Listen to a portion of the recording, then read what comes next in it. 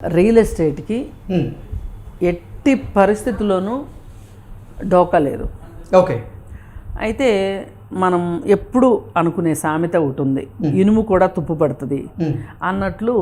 ఎంత గొప్ప అనుకూల పరిస్థితులు ఉన్నప్పటికీ కూడా హైదరాబాద్ కూడా అప్పుడప్పుడు ఒడిదుడుకులకి గురవుతూ ఉంటుంది రియల్ ఎస్టేట్. ప్రతికూల పరిస్థితులు ఎదుర్కొంటుంది. అలాగే కస్టమర్స్ కూడా నిరాశ నిస్పృహలకి గురయ్యే అవకాశం కూడా ఉంటుంది.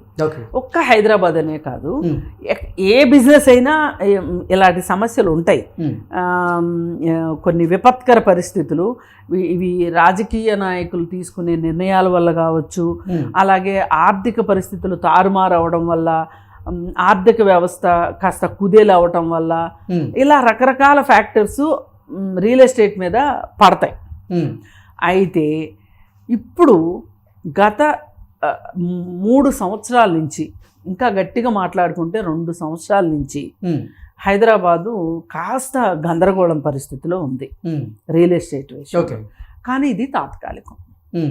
ఇప్పుడు నేను రియల్ ఎస్టేట్లోకి వచ్చిన తర్వాత ఇలాంటి పరిస్థితుల్ని నేను 3 సార్లు చూశాను. ఓకే. అంటే ఏ సంవత్సరాల్లో? 2004 తర్వాత ఒక ఉచ్చ దశ వచ్చింది. పీక్లోకి వెళ్ళిపోయింది లాభాలు.